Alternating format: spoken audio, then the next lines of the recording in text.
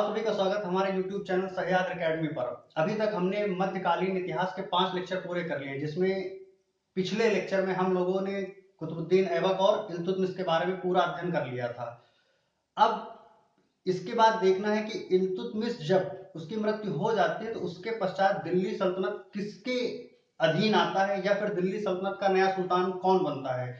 तो उसी कड़ी में हम देखेंगे, जैसा कि पिछले वीडियो में पिछले लेक्चर में हमने बताया था कि जिस समय ग्वालियर के अभियान के दौरान इल्तुतमिश रहता है जाता है, तो वहां पर उसी अभियान के दौरान वो अपनी पुत्री रजिया सुल्तान को अपना उत्तराधिकारी घोषित कर देता है। लेकिन जब उसकी मृत्यु हो जाती है तो उत्तराधिकार को लेकर थोड़ी सी समस्या उत्पन्न होती है।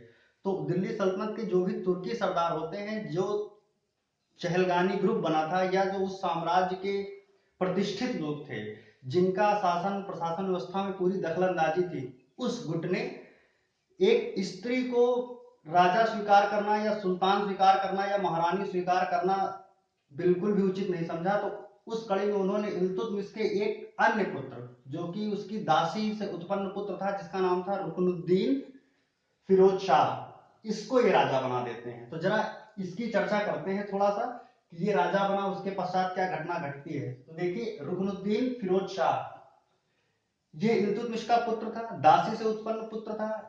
इल्तुतमिश की मृत्यु के पश्चात 1236 में ये राजा बनता है। लेकिन जब ये राजा बनता है तो इस समय साम्राज्य में कुछ समस्याएं उत्पन्न होती है। शासन व्यवस्था बिल्कुल भी बेकार हो जाती है। पूरी शासन प्रशासन व्यवस्था तुर्की सरदारों या कुछ गुटों में निहित हो जाती है, जिससे पूरा साम्राज्य उथल पुथल हो जाता है और जनता बहुत ही ज्यादा परेशान हो जाती है।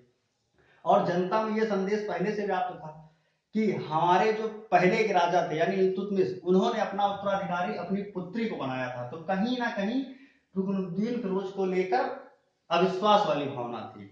लेकिन ये राजा बनते हैं।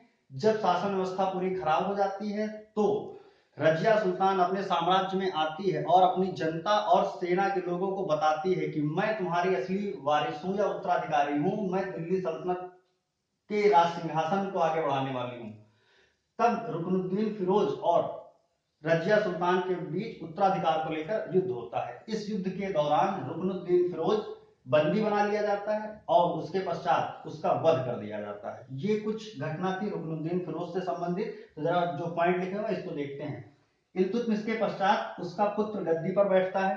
दूसरा पॉइंट, योग्य उत्तराधिकारी न होने के कारण रजिया के साथ उत्तराधिकार का युद्ध होता है तथा युद्ध के पश्चात रुकनुद्दीन को बंदी बना लिया जाता है और बाद में इसका वध कर दिया जाता है।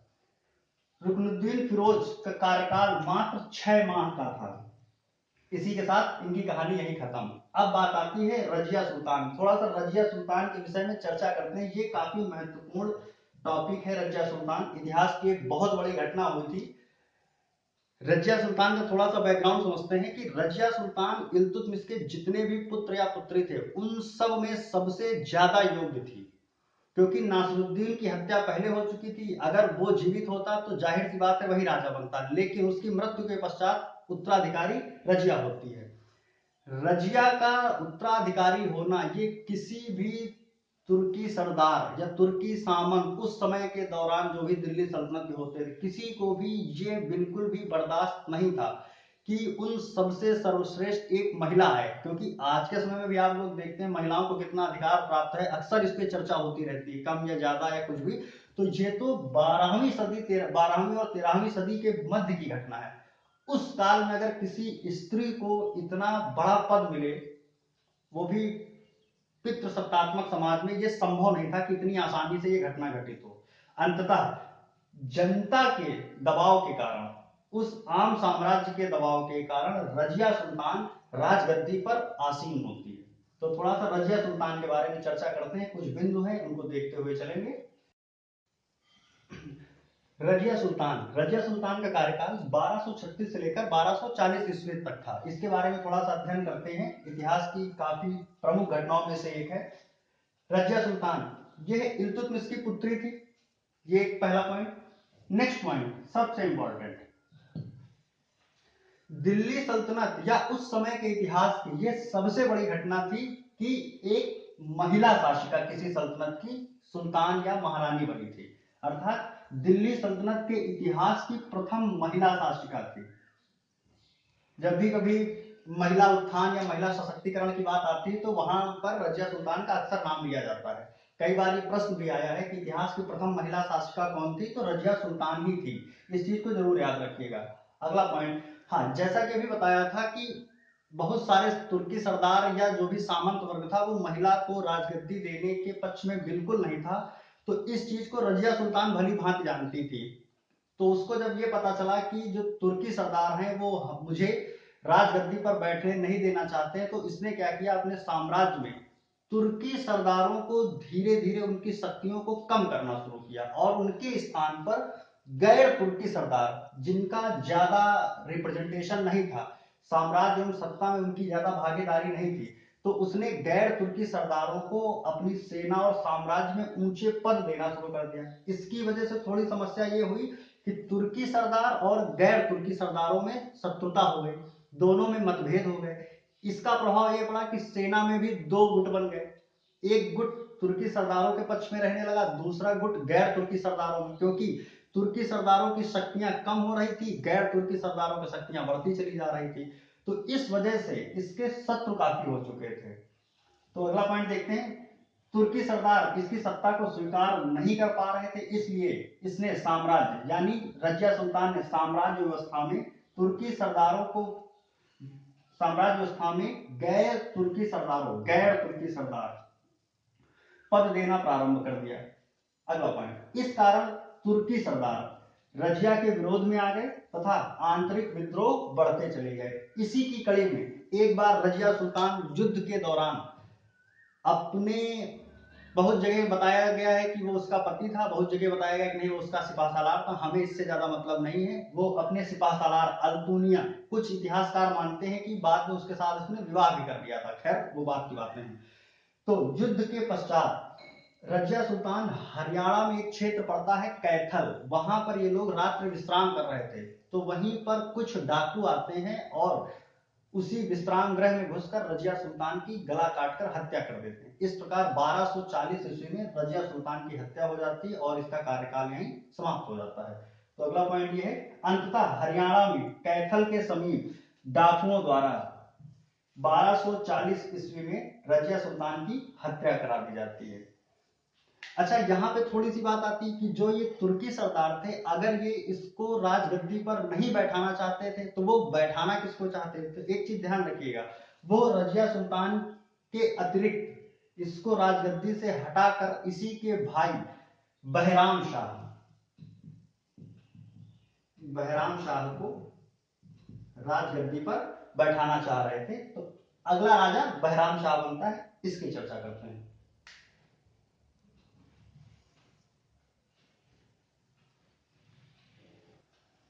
बहराम शाह इल्तुतमिश का तीसरा पुत्र था। अच्छा, एक चीज ध्यान रखना है, रजिया सुल्तान के विरोध में जब भी तुर्की सरदार थे तो वो स्वयं इसको राजा बनाना चाहते थे, लेकिन रजिया सुल्तान जब तक राजा थी या सुल्तान थी, सुल्ताना थी, महिला शासिका थी, तब तक ये कहीं के इक्तादार या सूबेदार हुआ करते थे। लेकिन रजिया सुल्तान की मृत्यु के पश्चात इन्हें राजगद्दी पर बैठाया जाता है। तो जरा कुछ पॉइंट देखते हैं। इल्तुतमिश का तीसरा पुत्र था। दूसरा पॉइंट, तुर्की सरदारों ने रजिया की मृत्यु के पश्चात इसे दिल्ली सल्तनत का राजा बनाया था। लेकिन एक चीज यहां ध्यान देने वाली बात है जो सबसे महत्वपूर्ण है, तुर्की सरदारों ने एक चीज तो देख लिया था कि हमारी सत्ता या हमारी ताकत को धीरे धीरे कम किया जा रहा है, तो उन्होंने जब बहराम शाह को राजगद्दी पर बैठाया तो इसके साथ एक शर्त लगा दी कि आपको, राजा तो आप रहेंगे, लेकिन आपको अपने साम्राज्य में एक नया पद सृजित करना होगा जिसको नायब कहा जाएगा, जिसको नायब या नायब ए मुमालिकात के नाम से जाना जाएगा। और यह शासन व्यवस्था का प्रमुख होगा। राजा आप रहेंगे लेकिन शासन व्यवस्था, सैन्य व्यवस्था का प्रमुख ये नायब कहलाएगा। और यह व्यक्ति उन्हीं तुर्की सरदारों के गुट का ही एक प्रमुख व्यक्ति होता था। तो कहीं ना कहीं ये बात हो रही थी कि राजा तो हम किसी को बनाएंगे, लेकिन जो शासन व्यवस्था को चलाएगा वो तुर्की सरदार के हाथों की कठपुतली होगा। तो इस कड़ी में बहराम शाह ने इन तुर्की सरदारों की बात को माना और अपने साम्राज्य में नायब का पद या इसी का पूरा नाम है नायब ए मुमालिका का सृजन किया, जो कि शासन व्यवस्था का प्रमुख होता था। अब प्रश्न आता है कि कौन सा व्यक्ति था जो नायब के पद पर सबसे पहले बैठा था। तो देखिए, दिल्ली सल्तनत का प्रथम नायब ऐतगीन हुआ करता था, यानी कि दिल्ली सल्तनत में नायब के पद पर बैठने वाला पहला व्यक्ति ऐतगीन था।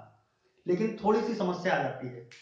ऐतगीन सोचते हैं मैं तो पूरे साम्राज्य का सर्वे सर्वा हूं, और बहराम शाह तो सिर्फ एक नाम के राजा हैं। तो ये क्या करता है, अपनी हैसियत, अपने रुतबे राजा के बराबर करने लगता है। इस चीज को देखकर बहराम शाह क्रोधित होता है और ऐतगीन का वध करवा देता है। तो कुल मिला के इनकी भी कहानी खत्म हो जाती है।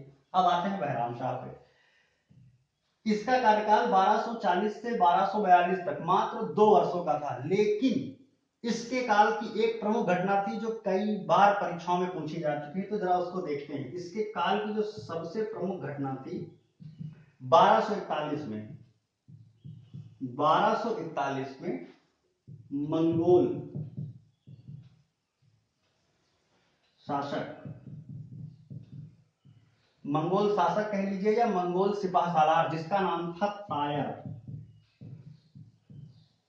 तायर के नेतृत्व में दिल्ली सल्तनत, या ऐसे कर लीजिए भारत में पहला मंगोल आक्रमण होता है।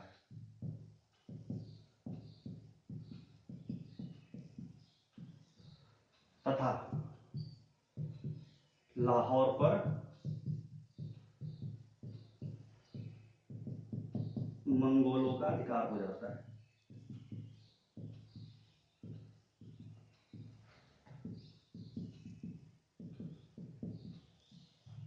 हाँ, तो अगला पॉइंट देखते हैं, सबसे महत्वपूर्ण है। कई बार ये परीक्षाओं में पूछा जाता है कि भारत पर पहला सफल मंगोल आक्रमण या पहला मंगोल आक्रमण किसके समय में हुआ था, या किस मंगोल सिपाह सालार या किस मंगोल राजा के नेतृत्व में हुआ था। तीसरा प्रश्न बनता है कि मंगोल ने पहली बार आक्रमण करके किस क्षेत्र को अपने अधीन कर लिया था। तो वो इसी में है, 1241 में मंगोल शासक तायर, तायर के नेतृत्व में दिल्ली सल्तनत यानी भारत, दिल्ली सल्तनत में पहला मंगोल आक्रमण, इस चीज को जरूर देखिएगा, पहला मंगोल आक्रमण होता है। तथा लाहौर पर मंगोल लोगों का अधिकार हो जाता है। लेकिन यहीं पे एक दूसरा पॉइंट है, अगर कभी प्रश्न आए कि भारत पर पहला मंगोल आक्रमण कब हुआ, तब तो 1241 में बहराम शाह के समय हुआ। लेकिन अगर प्रश्न थोड़ा सा घुमा दिया जाए कि मंगोल सबसे पहले भारत की सीमा में कब आए, तो उसको ध्यान रखिएगा। सबसे पहले मंगोल जो थे वो, सबसे पहले मंगोल, ध्यान दीजिएगा, दोनों में थोड़ा सा अंतर है और बहुत जरूरी है इसको ध्यान रखना। सबसे पहले मंगोल भारत की सीमा में कब आए थे, लेकिन आक्रमण नहीं किया था। ध्यान रखिएगा, 1221 में मंगोल राजा चंगेज खान, सबने इसका नाम सुन रखा है, चंगेज खान के नेतृत्व में मंगोल सेना लेकर सिंध के क्षेत्र तक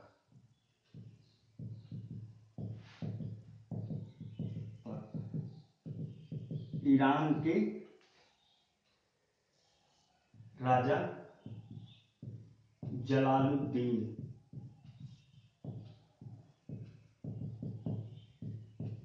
मंगबरनी का पीछा किया था।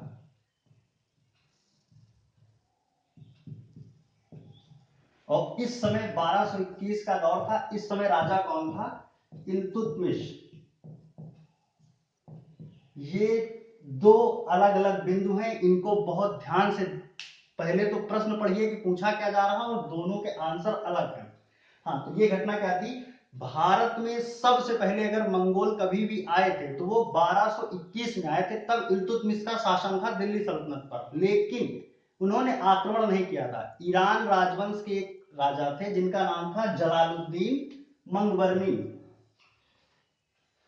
इनको चंगेज खां की सेना दौड़ाकर पीछा कर रही थी और ये भागते भागते दिल्ली सल्तनत के क्षेत्र में आते हैं और इल्तुतमिश से शरण मांगते हैं, लेकिन चंगेज खां अपने संदेश भिजवाता है कि आप इनकी मदद मत करें, अन्यथा हम आप पर अटैक करने के लिए विवश हो जाएंगे। तो नया नया इल्तुतमिश राजा बनता है, इसका साम्राज्य बहुत स्ट्रांग नहीं था, तो वो जलालुद्दीन मंगवर्नी से कहता है कि आप हमारे साम्राज्य से बाहर चले जाइए। तो जलालुद्दीन मंगवर्नी दिल्ली सल्तनत के क्षेत्र से बाहर निकल जाता है और चंगेज खां की जो सेना रहती है वो दिल्ली सल्तनत पर अटैक किए बगैर दिल्ली सल्तनत के क्षेत्र से होते हुए आगे बढ़ जाती है। तो इस प्रकार दिल्ली सल्तनत पर अटैक नहीं होता है। तो दूसरा प्रश्न था कि अटैक कब होता है, तो 1241 में होता है। मान के चलते हैं आपको ये तथ्य पूरी तरीके से क्लियर हो गए होंगे। कई बार ये प्रश्न आया है कि मंगोल सबसे पहले कब आते हैं, तो ये है, लेकिन मंगोलों का पहला आक्रमण कब हुआ, तब तो ये है। इस चीज को ध्यान रखिएगा। अब बहराम शाह की मृत्यु हो चुकी है, इसके बाद कौन राजा बनता है उसकी चर्चा करते हैं। बहराम शाह के पश्चात कुछ राजा और बनते हैं, लेकिन उनका कार्यकाल ज्यादा महत्वपूर्ण नहीं है तथ्य के हिसाब से। तो यानी 1242 से 1246 के मध्य एक राजा और होता है, उसके बारे में ज्यादा कुछ पढ़ना नहीं। हम बात करते हैं नासरुद्दीन महमूद, जिसका की कार्यकाल 1246 से लेकर 1265 या 66, कई किताबों में 66 लिखा हुआ है, तो ठीक है। इसके बारे में देखते हैं। नासरुद्दीन महमूद ये इल्तुतमिश के पुत्र का पुत्र था, अर्थात इल्तुतमिश का पौत्र था। अच्छा, इसके बारे में एक सबसे प्रसिद्ध घटना है और काफी अच्छा है पॉइंट, ये कई बार प्रश्न में पूछा गया है। इस तरह इतिहास में दो राजा हुए हैं, तो पहला तो ये है, एक और आगे आएगा। इस पॉइंट को थोड़ा ध्यान रखिएगा, इंपॉर्टेंट है second point.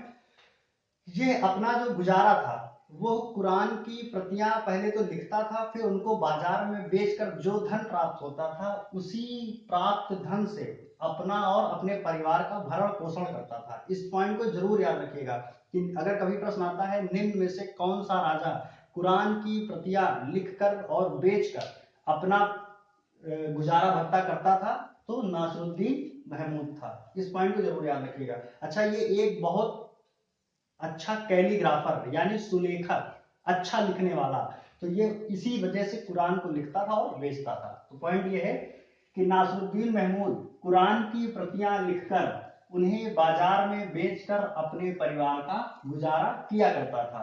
Next point, Nasruddin Mahmood का जो विवाह है वो बलबन की पुत्री के साथ हुआ था, अर्थात बलबन का दामाद नासरुद्दीन महमूद हुआ करता था।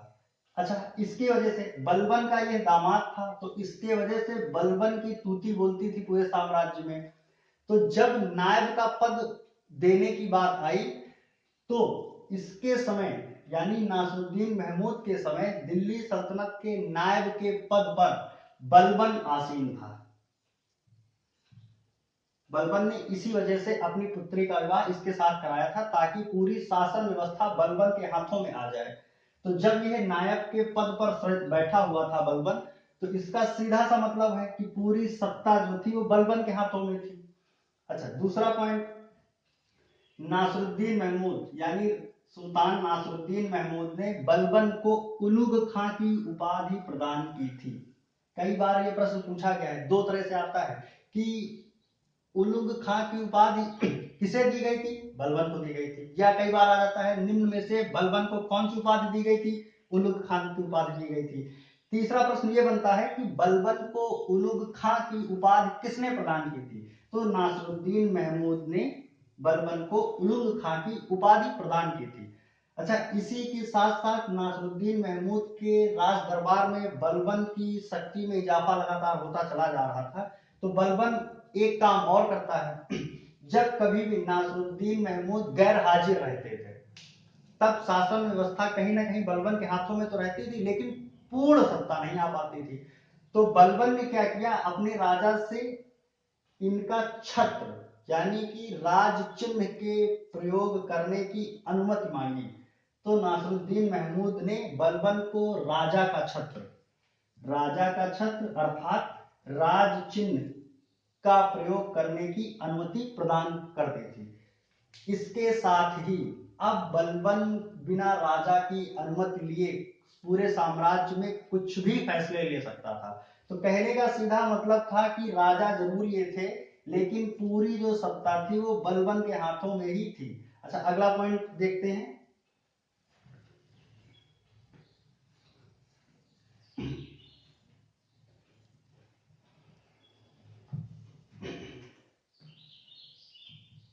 बारह सौ 65 में नासिरुद्दीन महमूद की मृत्यु हो जाती है।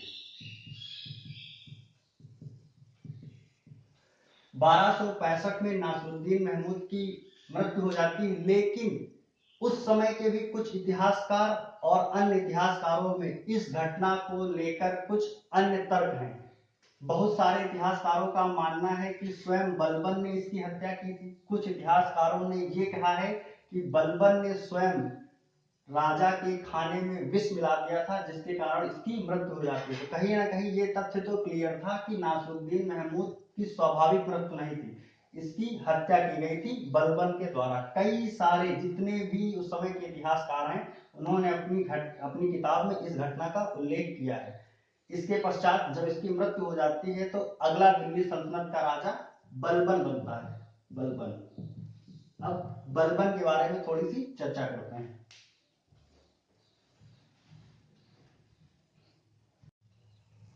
गयासुद्दीन बलबन, जिसका कार्यकाल 1266 से लेकर 1286 तक, लगभग 20 वर्षों तक इसका कार्यकाल था।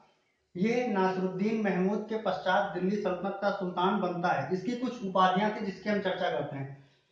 इसकी पहली उपाधि उलुग खां की थी, जिसकी चर्चा अभी तुरंत की है कि ये नासिरुद्दीन महमूद के द्वारा इसको प्रदान की गई थी। दूसरी उपाधि इसने स्वयं धारण की थी, जो थी जिल्ले इलाह, यानी जिल्ले इलाही। इसका शुद्ध हिंदी शब्द होता है ईश्वर का प्रतिबिंब। जब ये राजा बना तो इसने अपने आप को अल्लाह का प्रतिबिंब घोषित किया जनता के सामने कि मैं कोई सुल्तान नहीं हूं, या मैं जबरदस्ती आपके यहाँ सुल्तान नहीं बना हूं, मैं उस ईश्वर का प्रतिरूप हूं। मुझे उस ईश्वर ने भेजा है आप लोगों के ऊपर शासन करने के लिए तथा शासन व्यवस्था को बनाए रखने के लिए। इसका कुल मतलब यही होता है।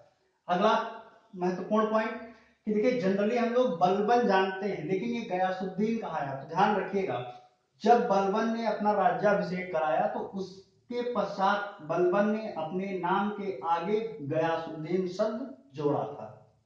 राज्याभिषेक के पश्चात गयासुद्दीन शब्द को अपने नाम के आगे जोड़ लिया था। नेक्स्ट पॉइंट, गयासुद्दीन बलबन का वास्तविक नाम क्या था? यह भी कई परीक्षाओं में पूछा गया है। गयासुद्दीन बलबन का वास्तविक नाम बहाउद्दीन था। इस चीज को जरूर ध्यान रखिएगा। एक ये तथ्य और एक ये तथ्य, ये दोनों कई बार पूछे गए।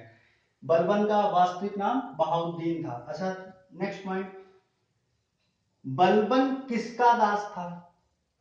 बलबन भी स्वयं किसी का दास था? तो देखते हैं, बलबन स्वयं इल्तुतमिश का दास था। इस चीज को ध्यान रखिएगा। 1233 ईस्वी के आसपास इल्तुतमिश ने बलबन को किसी व्यापारी से खरीदा था, और उसी के कुछ वर्षों पश्चात बलबन को इल्तुतमिश ने चालीसा दल में शामिल कर दिया था। अगला पॉइंट,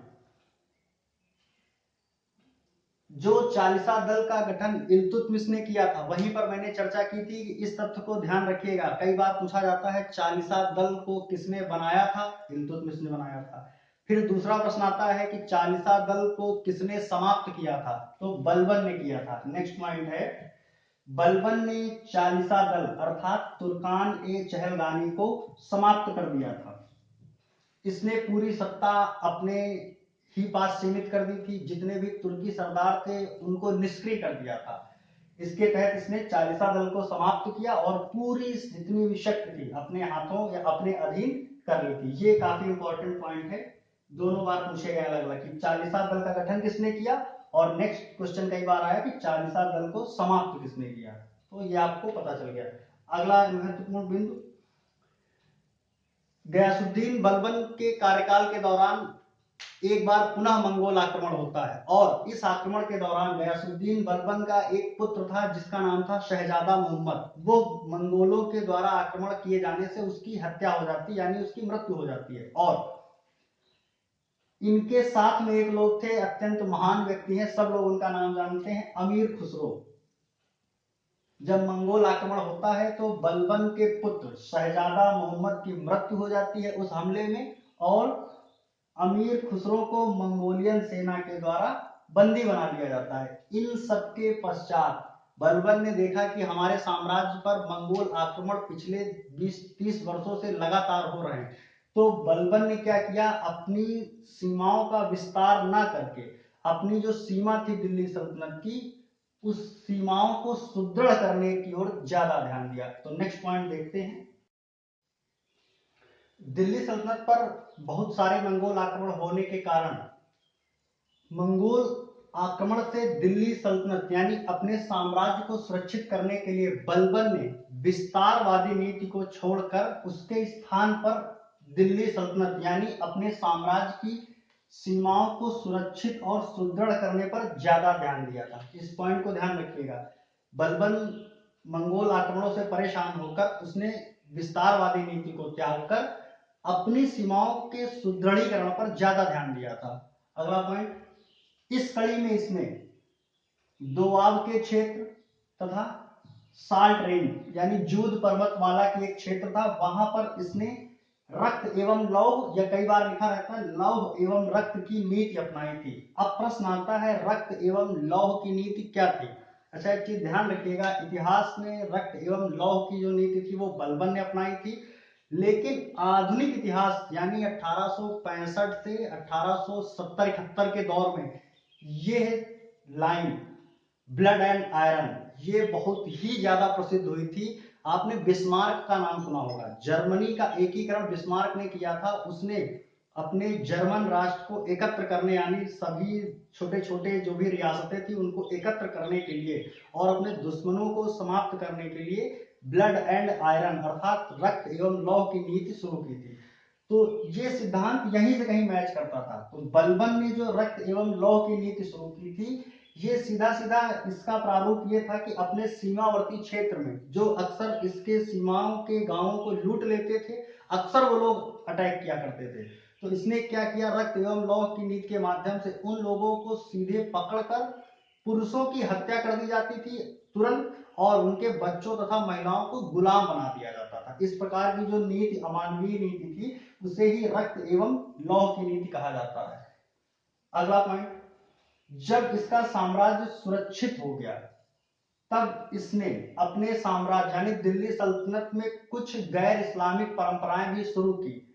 अच्छा, सबसे महत्वपूर्ण तथ्य यह है एक कि मंगोलों का आक्रमण होता था और बलबन अपने आप को प्रमुख यानी एक उच्च कुल का होने का दिखावा करता था। तो बलबन स्वयं को ईरान के ख्वारिज्म शासन से अपने आप की तुलना करता था। तो इसने इस चीज को प्रमाणिकता प्रदान करने के लिए कुछ ईरानी परंपराओं को इसने अपने साम्राज्य में मनाना या उन परंपराओं को शुरू करना प्रारंभ कर दिया था। तो उसी कड़ी में इसने एक तो प्रथा थी, कुछ नई परंपराएं शुरू की जिसमें थी सिजदा प्रथा। सिजदा प्रथा तथा पैबोस प्रथा की शुरुआत किसने की थी, बलबन ने की थी। इस चीज को ध्यान रखिए। अब ये होती क्या है तो जरा देखते हैं। सिजदा प्रथा, जब राजा का झुककर सामने से अभिवादन किया जाए, लगभग लोग 90 डिग्री बेंड होकर राजा का अभिवादन करते हैं, तो इस प्रकार की प्रथा सिजदा प्रथा कहलाती है। और दूसरी है पैबोस प्रथा, राजा के सामने मिट्टी पर गिरकर लेटकर राजा के चरणों को चूमना, यह प्रथा पैबोस प्रथा कहलाती है। अच्छा, ये इसने शुरू क्यों किया था, क्योंकि बलबन स्वयं को ईश्वर का प्रतिनिधि मानता था। उसने अपने साम्राज्य में स्वयं को ईश्वर का प्रतिनिधि घोषित किया था और इसका कहीं ना कहीं वो अर्थ इस तरह देता था कि आप मुझे नहीं, आप सीधे अपने ईश्वर के चरण चूम रहे हैं। तो ये कुछ घटनाएं थी। अगला पॉइंट है कि बलबन ने अपने साम्राज्य में नवरोज उत्सव मनाना प्रारंभ किया था। नवरोज उत्सव प्रारंभ किया। मूलतः नवरोज जो है ईरानी लोगों का ही त्योहार था, तो इसने अपने आप को ईरानी मूल से जोड़ा था, इसलिए इसने अपने साम्राज्य में नवरोज उत्सव मनाना प्रारंभ किया था। अब यही से एक चीज ध्यान रखते चलिएगा, आगे चलकर इन प्रथाओं पे एक राजा आएगा वो रोक भी लगाता है। तो इस तरह के प्रश्न दो तो ऐसे ही बन जाते हैं कि शुरू किसने किया और समाप्त किसने किया, लेकिन अभी अन्य तथ्य हैं उनकी चर्चा करते हैं। इसके अतिरिक्त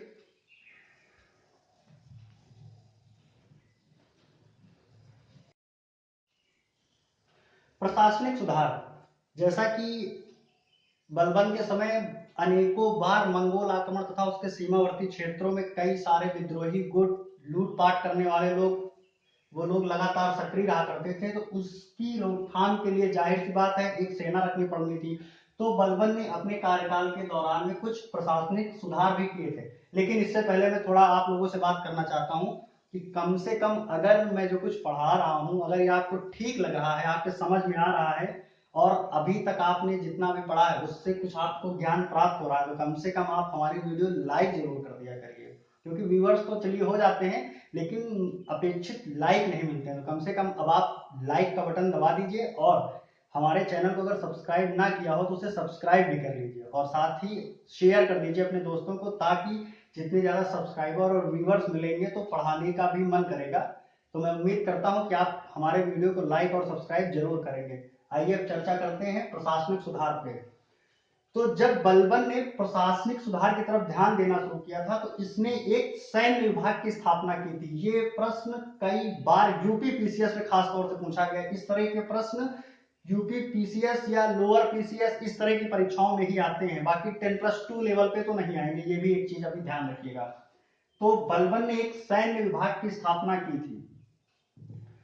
आगे चल के खिलजी का भी कुछ हस्तक्षेप है, दोनों में काफी अंतर है, इसलिए बिल्कुल इस तथ्य को ध्यान रखिएगा कि सैन्य विभाग की स्थापना किसने की थी, बलबन ने की थी। लेकिन सैन्य विभाग को कहा कुछ और जाता था। सैन्य विभाग की स्थापना की थी जिसका नाम था दीवान ए अर्ज, और जो शब्द आएगा वो यही आएगा परीक्षा में, ये नहीं आएगा। कई बार ये पूछा जाता है दीवान ए अर्ज था, क्या था, गुप्तचर विभाग था, व्यापार विभाग था या सैन्य विभाग था, तो इसको थोड़ा सीरियसली याद करिएगा। इस तरह के प्रश्न अक्सर लोग परीक्षाओं में छोड़ देते हैं, लोगों को याद नहीं होते हैं, तो थोड़ा सा इसको ध्यान रखिएगा। बलबन ने सैन्य विभाग की स्थापना की थी जिसे दीवान ए अर्ज के नाम से जाना जाता था।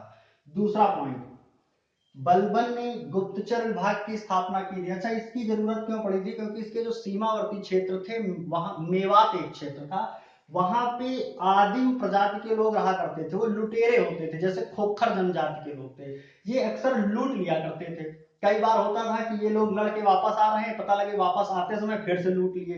तो इस तरह साम्राज्य में विद्रोहों को शांत करने के लिए तथा साम्राज्य को बाह्य आक्रमण से बचाए रखने के लिए गुप्तचर विभाग बहुत जरूरी था। तो दिल्ली सल्तनत में गुप्तचर विभाग की स्थापना बलबन के द्वारा की गई थी। अच्छा, इसको कहा क्या जाता था, गुप्तचर विभाग को बरीद ए मुमालिक इस नाम से जाना जाता था, और जो इसका प्रमुख होता था उसे बरीद कहते थे। ध्यान रखिएगा। अब इसी तरह जैसे प्रश्न आ जाए कि बरीद ए मुमालिक किस विभाग को कहा जाता था, सैन्य विभाग, गुप्तचर विभाग, व्यापार विभाग, तो आपको मिलान करना रहेगा या सिंपल एक प्रश्न आएगा। अगला पॉइंट 1286, कई किताबों में 1287 भी लिखा है, इन सब में हमें बिल्कुल नहीं पढ़ना है। 1286 में बलबन की मृत्यु हो जाती है और इसी की मृत्यु के साथ साथ गुलाम वंश ना कि दिल्ली सल्तनत, इसी की मृत्यु के साथ साथ गुलाम वंश का पतन होना शुरू हो जाता है। अच्छा, अगला पॉइंट, इसकी मृत्यु हो जाती है तो बलबन का मकबरा कहाँ स्थित है, बलबन का मकबरा मेहरौली दिल्ली में पड़ता है, और ध्यान रखिएगा कुतुब मीनार मेहरौली नामक जगह पर ही स्थित है, तो मेहरौली में बलबन का मकबरा स्थित है। अच्छा, अब बात आती है, थोड़ा सा केवल सुनते हैं कि बलबन की मृत्यु के पश्चात दिल्ली सल्तनत का राजा कौन बनता है, तो थोड़ा उसको देख लेते हैं कि इसकी मृत्यु के पश्चात राजा कौन बनता है। मुश्किल से 2 मिनट का वीडियो है, आज काफी ज्यादा लेक्चर हो गया, लेकिन इसी के साथ गुलाम वंश खत्म भी हो जाएगा। बलबन की मृत्यु के पश्चात एक राजा बनता है जिसका नाम था कैकू बाग। जरा इसको ध्यान दें, कैकुबाद बलबन के लड़के का लड़का था, यानी इसका पौत्र था, मतलब ठीक। कैकुबाद इसका कार्यकाल 1287 से 1290 तक, और 1290 के शुरुआती टाइम में था, और इसी में गुलाम वंश का पतन भी हो जाता है। तो जरा इसको सुन लेते हैं सिर्फ। कैकुबाद विलासी प्रवृत्ति का था, इसका राजकारण में बिल्कुल भी मन नहीं लगता था। तो इसके समय बुलंदशहर का जो क्षेत्र एक सूबा था, वहां का एक सूबेदार था जिसका नाम था जलालुद्दीन खिलजी।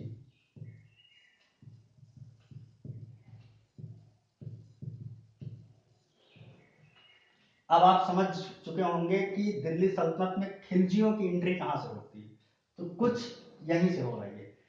ध्यान दीजिएगा, कैकुबाद रहता है। कैकुबाद भोग एवं विलासी प्रवृत्ति का व्यक्ति था, इसका राजकारण में बिल्कुल भी मन नहीं लगता था। तो इसने अपने साम्राज्य में उच्चतम पद पर बुलंदशहर के सूबेदार, जो उस समय जलालुद्दीन खिलजी, इनका नाम फिरोज खिलजी भी है, इनको अपने साम्राज्य में दिल्ली सल्तनत में बुलाता है और इसको ऊंचे पद पर आसीन करता है। इस तरह जलालुद्दीन खिलजी की एंट्री दिल्ली सल्तनत में होती है। लेकिन जब ये आते हैं तो जो पहले से जो व्यक्ति वहां मौजूद थे, इनमें और उनमें विद्रोह हो जाता है। अच्छा, इसी विद्रोह के दौरान कैकुबाद की हत्या हो जाती है, ये भी खत्म। अब जब इनकी हत्या हो जाती है तो दूसरा राजा कौन बनता है, जरा देखिए। देखिए, दूसरे राजा बनते हैं जिनका नाम था कैयूमर्स, ये 1290 में भी थे। अब बात आती, ये बहुत छोटा बच्चा था।